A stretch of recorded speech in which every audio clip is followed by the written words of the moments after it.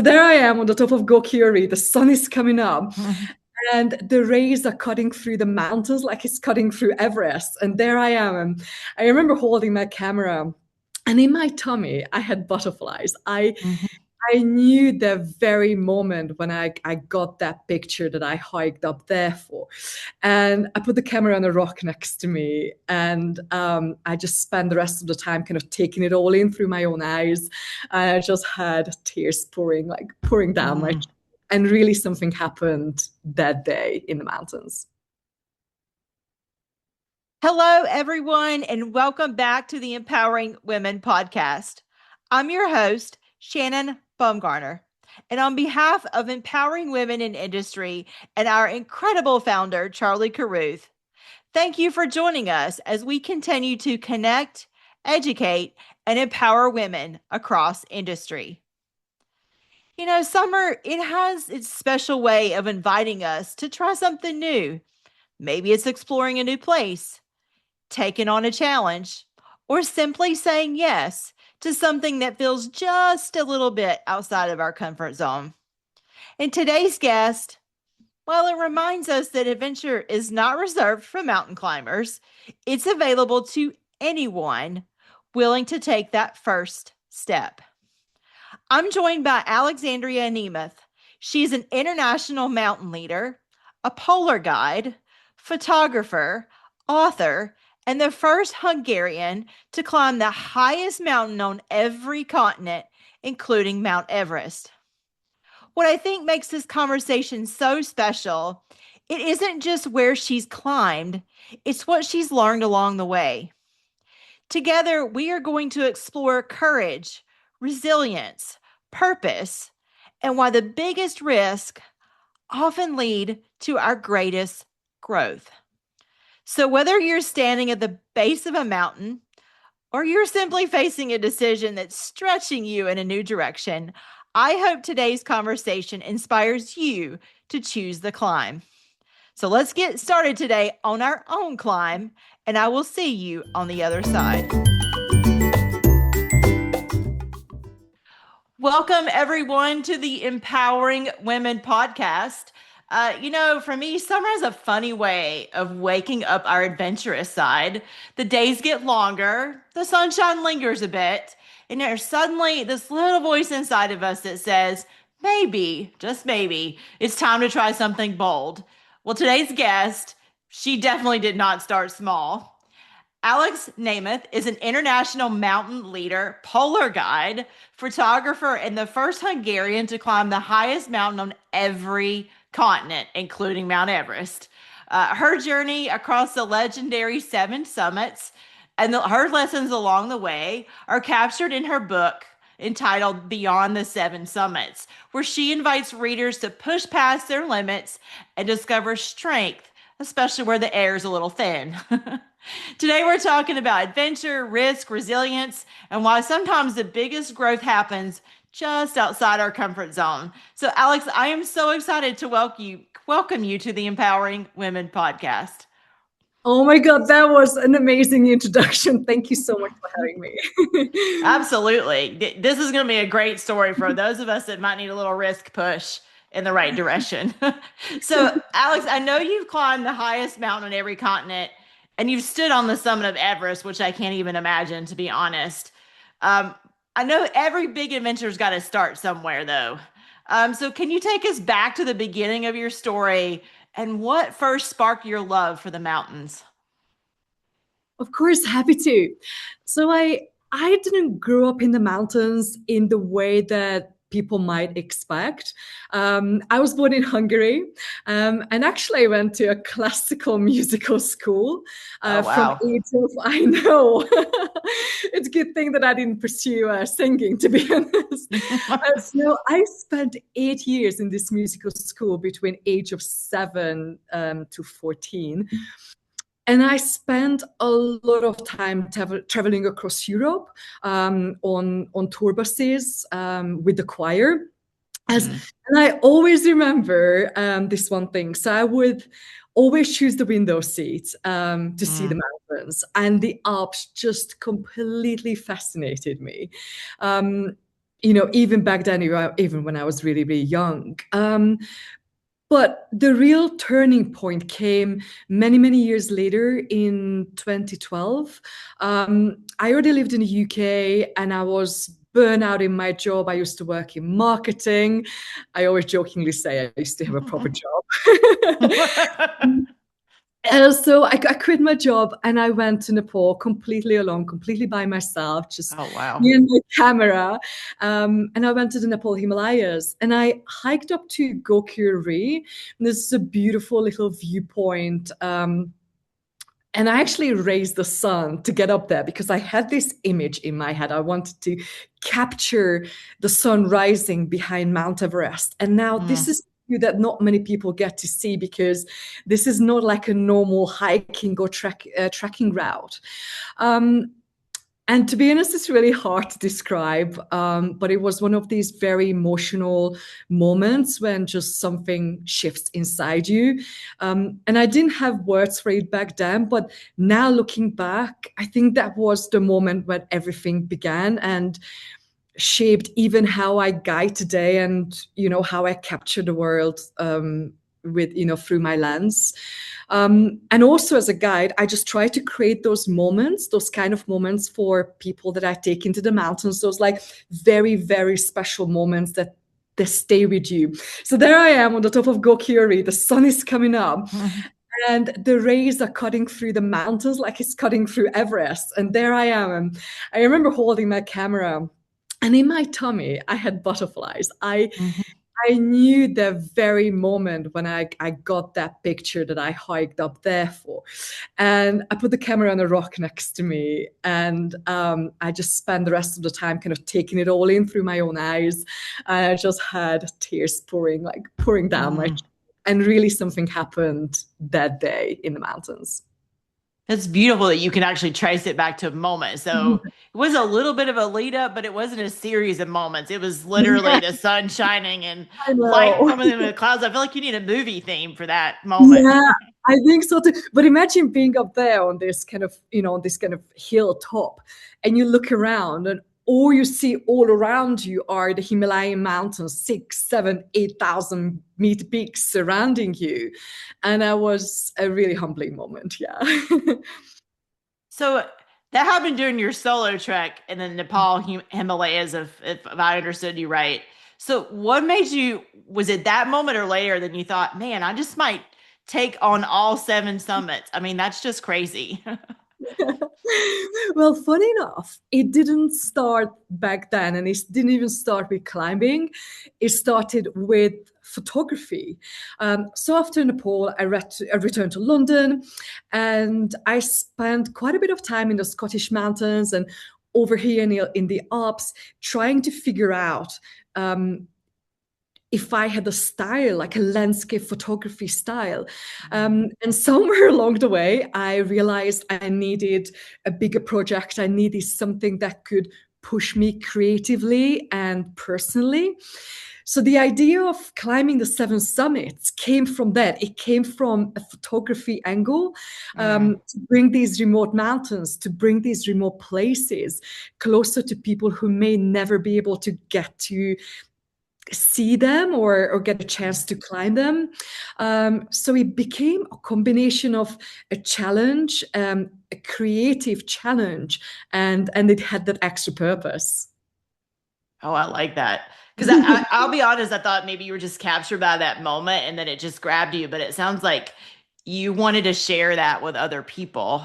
Yeah. So you were like, hey, if I do this, then I can share the beauty through my own lens, which I love, with other people. That's amazing.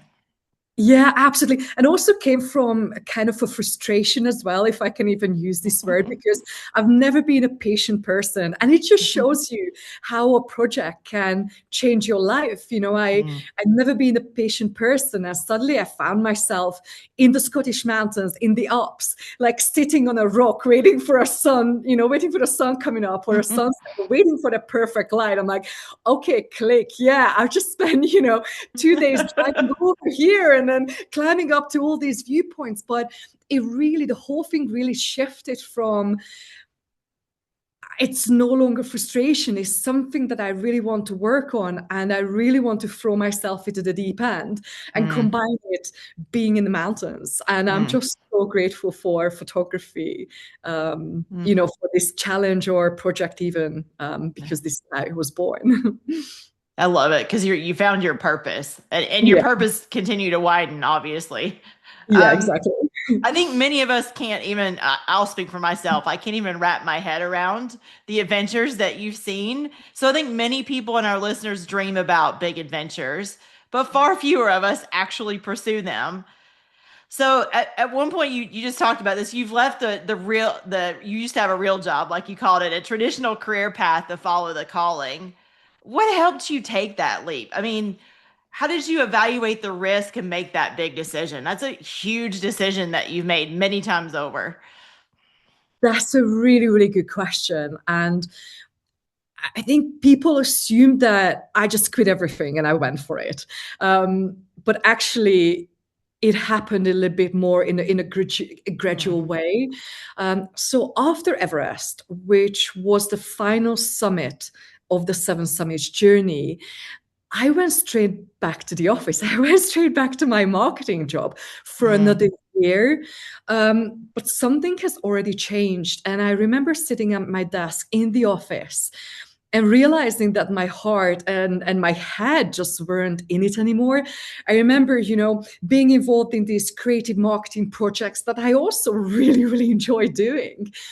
But all I can think about in any time of short break I had was, is the outdoor world for me? Can I find a job within there that I could pursue? So the first step was I became a mountain bike guide, and that's something I did, a qualification I did mm, in the UK. So I did this on the side. And the real risk for me wasn't quitting the job, it wasn't leaving that job. It was something a little bit more subtle. So years mm, before, when photography gone from something I love doing to something I had to do to make ends meet. mm, So I was actually afraid that the same thing might happen with guiding. mm, Um, but in the end, I realized that I would rather adjust along the way than I never know, if it would have worked or not.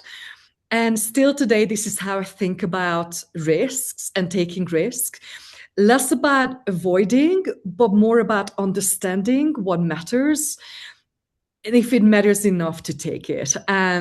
mm. And going into guiding was absolutely worth for me to take that risk. Oh, that's so interesting because I don't want to call what you do a hobby, but photography can be a hobby for many people, Right, right? right. Yeah. And sometimes when people turn their hobby into their income or part of their income, you're right, they Yeah. lose that passion or that love for whatever that thing is. But it's interesting. So it was really all about more, what Mhm. risk is it that I don't take it? Yeah.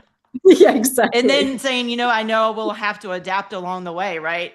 If Yeah. the guiding thing doesn't go the way I want it to, I'm gonna have to Mhm. reinvent what does that look like for myself.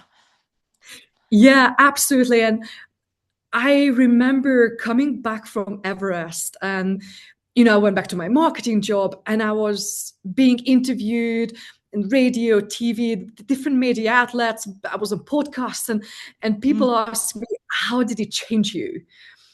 And at the time, I had no idea. I didn't have a real answer how climbing the seven summits and how being on top of the world changed me.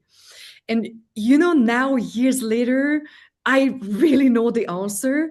And the answer was, now I'm a guide and now I get to take people in the mountains and I mm, get to share the very same experience. Maybe not the very same, but the journey, how these mountains changed me and how pursuing a dream and how, going for it helped me to have a different life. And now I have my answer, and absolutely 100% it was worth it. yeah. Well, one of the things we you and I chatted before we jumped on here, so I'm going to Mm, slip it in right here is and you correct me if I'm wrong, but do you take it sounds like an annual snowshoe journey now that you do with women? I think at least this year you did it on International Women's Day. Tell us a little bit about how that came about and how that's let you kind of bring more women along with you. Yeah, absolutely. And thank you so much for, touching on this. It's something very, very close to my heart, and I'm so grateful that I get to talk about it. So I moved to the Swiss Alps 6 years ago. I moved here from the UK, from living in Wimbledon in Southwest London. I moved here and I became an international mountain leader. And when I started my business here, I remember thinking, how can I give back? What can I do to have a bit of an impact? And I realized that International Women's Day, although we should be doing a lot more for women, not just on that day, Right.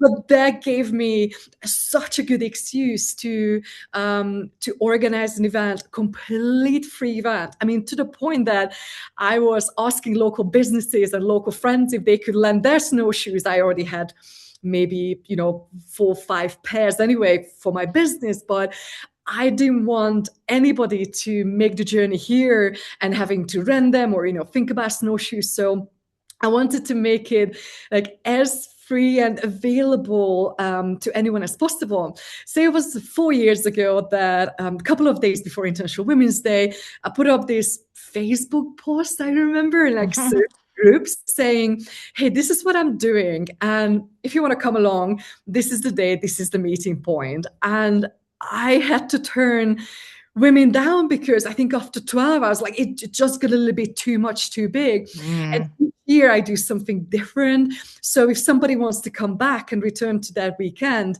then they would get something else out of it. So there was a time when we hiked out to the glacier caves, to the ice caves. There were times when I involved a local business, San Moritz Tourism, and they give us free mountain train passes. So I took the girls up to 2,500 meters, and we had this grand view over the Engadine Valley and San Moritz.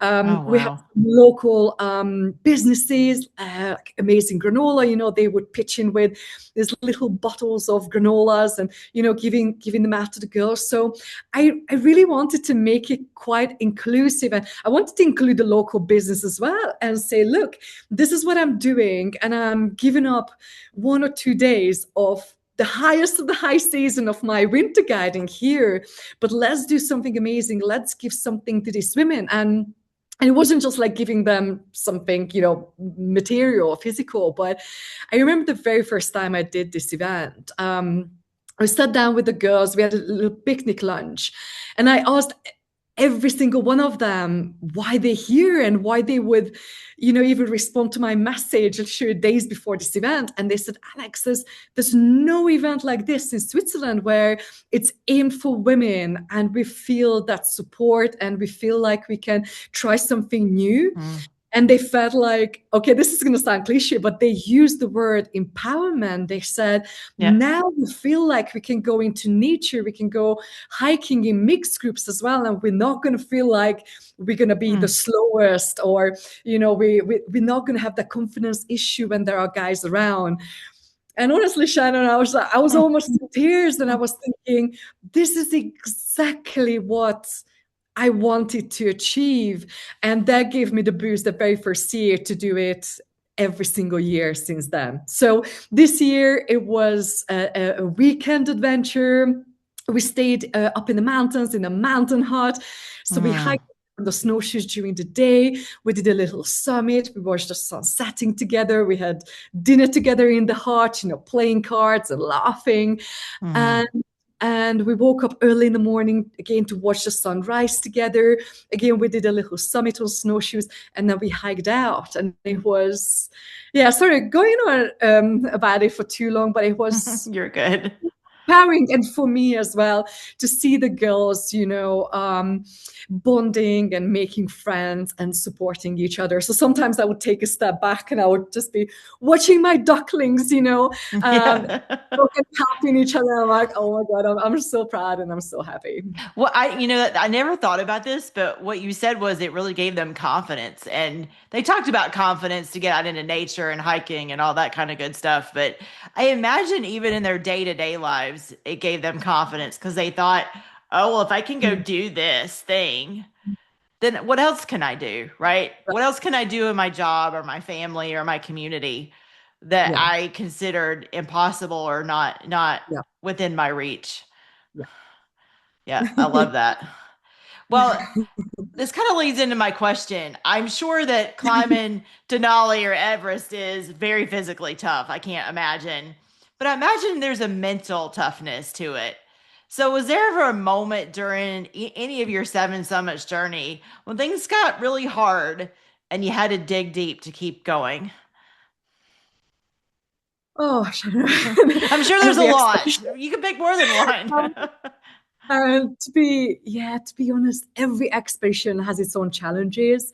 But mentally, the hardest for me wasn't what people would think, the tallest Mountain Everest or the coldest mountain, Vincent and Antarctica. For me, it was actually Aconcagua in South America. Everything felt like it was working against me. Even the lead up to the expedition, I had severe injuries in my hamstring. I had severe tears, and the guide was quite inappropriate with me, the conditions on the mountain, the timing, and on the summit night, altitude really hit me. At the first time, it hit me really, really hard. And I remember looking down at my jacket, and I had this moment of thinking that I'm just not doing this climb for me anymore. By Aconcagua, I had some partners, some friends. So I had all their logos on my expedition jacket. And I was looking down, I was thinking, that behind these logos, there are real people at home rooting for me and thinking about me. And as little as I want to be here right now, but I don't want to come back. And I want to the top of this mountain for these people as well. And even though all these, I don't want to call them sponsors, I always call them friends and partners, even though they would have never wanted me to be in danger or risk anything, but that gave me so much strength and power to continue pushing, that there are all these people, thinking about me, and they are on this journey with me. So it was kind of a good reason to find to continue taking, keep taking a step at a time. And there were times when I felt completely empty on the summit night, and I was really questioning my life choices. I do that during my weight workout sometimes, but yeah, I get your point. Strength training. I'm like, why did I pick up this weight again? Then when you are on the top of the summit, or when you come back safe and sound, when you talk about those these hard moments and you share that with people, that's really important. And then you look back and you think again, it was absolutely worth it.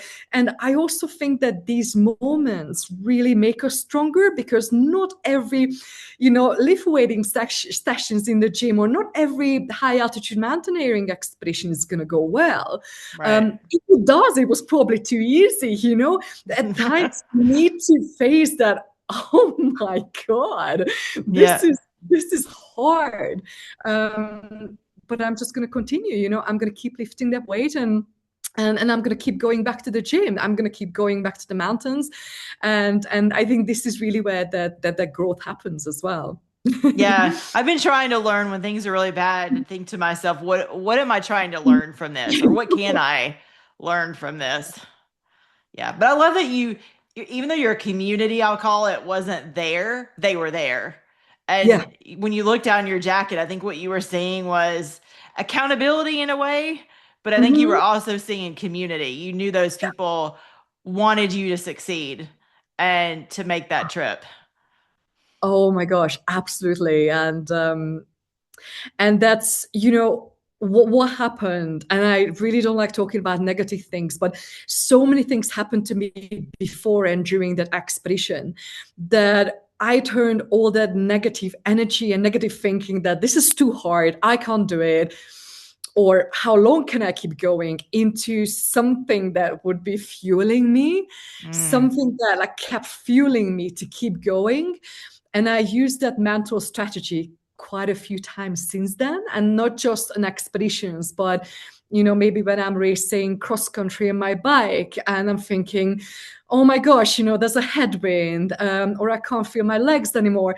And then you suddenly, change the story, turn things around, and use that energy to fuel you, and look at all the positives that are ahead, and that you can focus on. So it was a great learning experience, even though it was definitely one of the hardest, the most challenging experiences. It's another drop the mic, turn it into fuel. That's what you're saying. Yeah. Well, I can imagine when you tell people what you have done or what you do, their first reaction, like mine, was something, oh my gosh, that's amazing. And then followed closely by, even if they don't say it, oh gosh, that sounds slightly terrifying. So what fears have you had to overcome as you've made these journeys? What is there, like a couple that stand out to you? Yeah, this is a really interesting topic. And there's a reason I don't put Seven Summits Climber on my Tinder profile. Yeah, slightly intimidating. Yeah. But no, on a serious note, fear has always been part of my journey. And I've had fear of heights for a very, very long time, which is quite ironic. That is really ironic. Okay. But the difference is that I didn't overcome this particular fear in one big moment. It was chipping it away.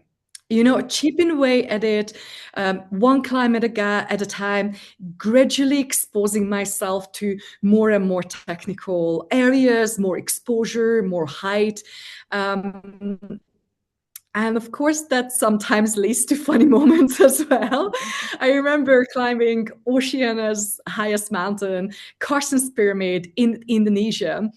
And there's something called the Tyrolean Traverse between two rock towers with about 4,000 meters just over 13,000 feet of exposure below you. No, thank you. Go ahead. I remember, I was building this moment up in my head for such a long time. I watched every single YouTube video out there, and I knew that I had to get there, and I had to clip into this rope, and I had to pull myself across from one tower, one peak to another. And then we got there, and the rope system was completely different. No longer you had to sort of pull yourself across. You had to walk on this rope, on this line from one rock peak to another. And I'm like, are you kidding me? Like, this wasn't in the contract. What am I doing here? But I had been, so for every single mountain and every single expedition, I talk about this a lot in my book. Pretty much my book is all about training and preparation, or most of it. I remember getting there. And so I spent quite a bit of time on rocks and in indoor climbing gym. But of course, it's never the same when you get there and you've got the exposure and the wind howling. And you're like, wow. And I remember getting there. I'm like, okay, you're just going to do it, because there's no other way to get to the summit. And I remember getting to on the other side, and I was such a relief. I was like, yes, I've done it, started celebrating. And then, Shannon, it dawned on me, you have to do it on the way back. I was going to say, you have to go back, and there's probably not another way back. We're just, climbing to the top of this actual mountain, and but yeah, you have to do all over it on the way back. But I also think that the more you expose yourself to these things, that the more you do it, the brain is such an amazing muscle, and your brain will remember. And next time you do it, you're going to have less and less fear. And it happened to me on Everest as well. This 40-foot wall opened up because of the earthquake between Camp 1 and Camp 2. And I remember getting there, looking it up, and it's like a vertical snow wall. I'm like, no, I don't want to, excuse me. I don't want to get up on it. But you have to, because this is just another challenge that you have to overcome. And of course, when you have a fear of heights, and again, the more you do it, we did it over 2 or 3 rotations. And by the third time, I was like, bring it up the wall, because I've been up before and now I'm getting more confidence, and I'm going to do it with that confidence, and I'm going to do it with the knowledge that I've already done it before. So anyway, all these moments are quite humbling as well when you overcome a really big fear of yours. And it's actually something that I bring into my expressions as well with guests, that I make sure that my guests feel a little bit challenged, a little bit pushed, never out of that depth, or something that they just have to challenge themselves with. Yeah. Yeah. I love it. The fact that you got to the other side and you're like, yes, I'm done. And they're like, no, I'm not done. I got to do that when I go backwards. I know. But it's as I said, the brain is an incredible muscle, and the more you train it, is really climbing these mountains. And I think even running ultra marathons or even a marathon, it's you do it with your legs, but you do it with your brain as well. And I think this is really something I learned during this. Totally agree. Well, we've mentioned your book multiple times throughout this conversation. What inspired you to write it? And what parts of the story do you really want people to absorb beyond just the adventure itself? Yeah, I wrote the book about climbing the 7 summits, and I titled it Beyond the 7 Summits because it really does go beyond just climbing these mountains. But I wrote it because I couldn't find the kind of story that I was looking for when I started. And there were many accounts, especially not from women. I mean, at the time, we didn't even have iPhones or Instagram when I started climbing the 7 summits. But I really wanted to know, and I couldn't really find much about what it is really to climb at high altitude and what it is to be a woman at high altitude. So I had to learn a lot through experiences. So I wanted to I wanted to make this book, yes, about the mountains as well, which is really important, but more importantly about resilience, about how important preparation is, what I learned about teamwork, because all my life I've been a lone wolf, doing a lot of things, especially photography, alone. And finally, I found myself, with a team and trusting others and putting my life into their hand and being roped together on a glacier. So these things were new things for me to learn about teamwork and trust as well, and navigating the fear and really how just to get up and keep going. So I also speak quite openly about being a woman in a very male-dominated world. And yeah, I wondered about that. I had a feeling it was a very male-dominated very space, much, I'll call it. very, very much so. But it really wasn't the first time. I had worked as a Formula One photographer before. So imagine, turning up at the side of the racing tracks with my giant camera and lens gear, and all the men are looking at me like, okay, but what is this girl doing here, right? What are you doing here? You see, there's a pattern in my hobbies, in my line of work. But I think I really enjoy tapping into this world. But being in this environment, there are quite a few challenges that come with it, and those experiences really shape me as a mountaineer I am, but also as an expedition guide I am today. And at its core, the book is about the lessons that we can apply far beyond climbing the mountains. I learned so much about the world, about teamwork, about myself, that I can really apply into my everyday work as a guide, and in our everyday life as well. And I really hope that when people read about it, they can really take something away with them and apply it into their lives too. I feel like if there's a section on teamwork, I need that one too, because I am an only child. And so I Okay. think I've learned to navigate the world a bit as a lone wolf, as you describe it. Yeah. So I'm thinking about being on that glacier and tied to other people that I probably don't know that well, and that sounds terrifying. Yeah, it is. And there was another thing as well that I didn't realize, writing this therapy writing the book was a bit of a therapy for me, digging into my childhood and growing up and realizing, as you just said, why did I feel like during the first couple of expeditions, why did I feel that I was reserved, that I was shy, that I couldn't really speak up? And that has come from being bullied when I was a young girl, being bullied by other women. And Mm. I thought it was a very sensitive topic for me, as the subject for me to talk about in the book. And I also felt that exposing these feelings as well. But if somebody reads the book, I realized it was very, very important to mention that part of my life Yeah, as well. vulnerability was important. I think people will really connect with it when they read the Yeah, book. yeah. So obviously not everybody listening today is going to climb Everest or a similar mountain, but I think all of us want and need to, quite frankly, live a little bit more boldly. So what do you think adventure could look like for someone who might not be scaling glaciers, but still wants to challenge themselves? Oh, I love this question about adventure because I think adventure is often misunderstood.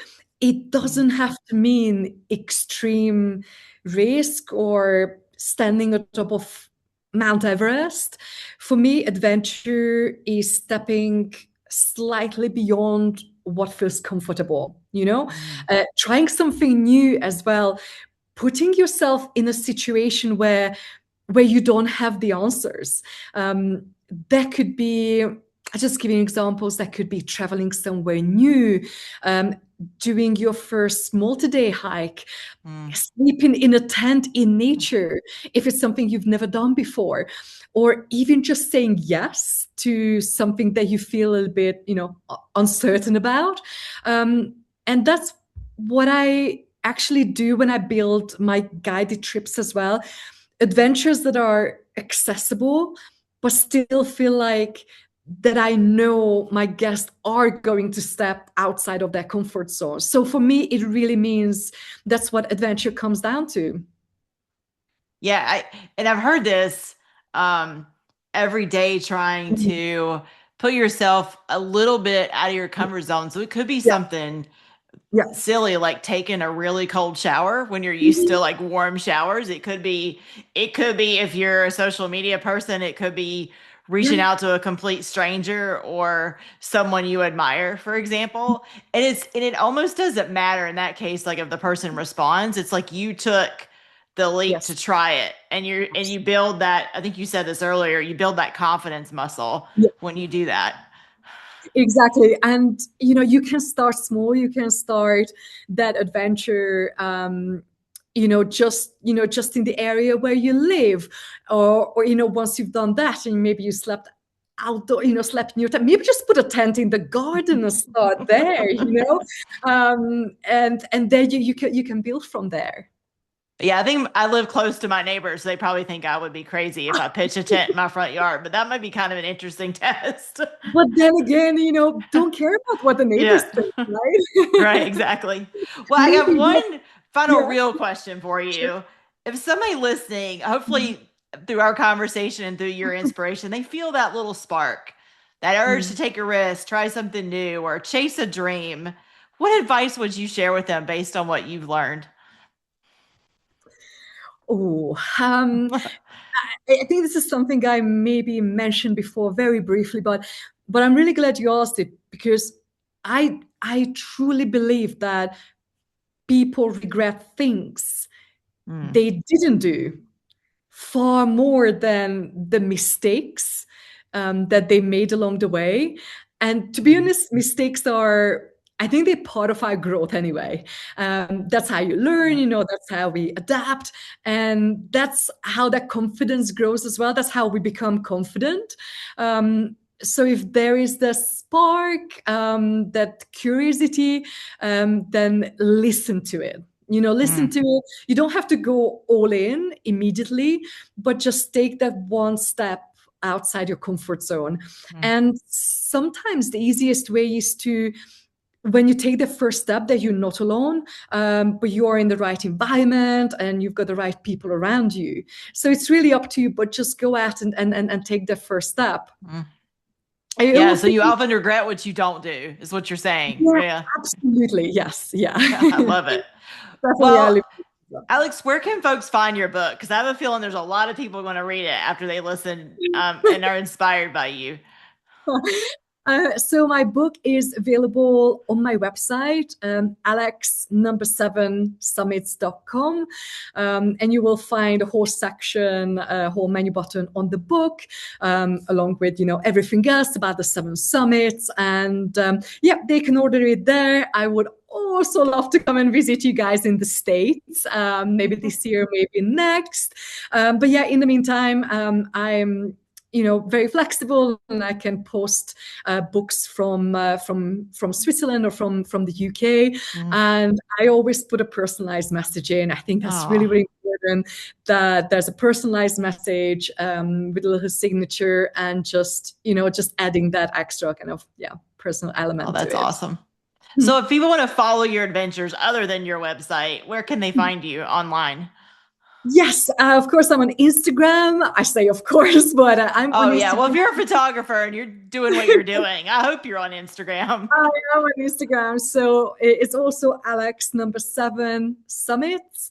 So Alex number 7 summits. And I post about, my adventures. I post about what it is like to be a guide. I'm a drone pilot, so I put a lot of drone pictures and videos up there as well. So I think people just get a really, really good idea what I do.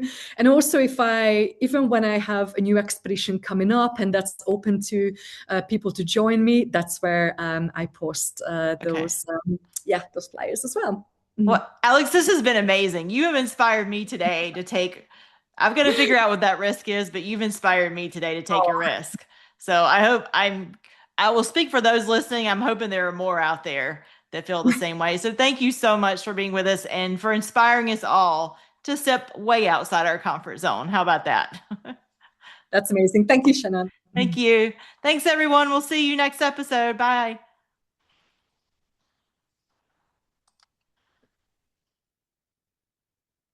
What an inspiring conversation with Alexandria. One of the things I'll carry with me is this: courage, it does not always look dramatic. Sometimes it is saying yes to an opportunity. Sometimes it's having a difficult conversation. Sometimes it's simply taking the first step before you feel completely ready. If you're listening to this episode in real time, we'd love to welcome you to an upcoming Empowering Women in Industry conference or virtual event, including our annual conference on September 30th and October 1st in New Orleans. It is an incredible opportunity to learn, connect, and be inspired by women who are choosing their own climbs every day. In the show notes, you will also find links to Alexandria's website, her book, and ways to follow her adventures. If you enjoyed today's conversation, please share it with a friend, colleague, or someone who could use a little encouragement right now. And if you have not already, subscribe, rate, and review the podcast. It helps us continue to bring these conversations to women across industry. Before we go, I'd like to leave you with a quote from Helen Keller that feels especially fitting for today's conversation. She said, "Life is either a daring adventure or nothing." Wherever life is inviting you to be a little braver this week. I hope you'll answer the call, because the mountains that change us, they are not always made out of rock. They are the ones we choose to climb. Until next time, keep leading with courage, keep lifting others as you climb, and keep choosing the climb, one that will ignite your fire within.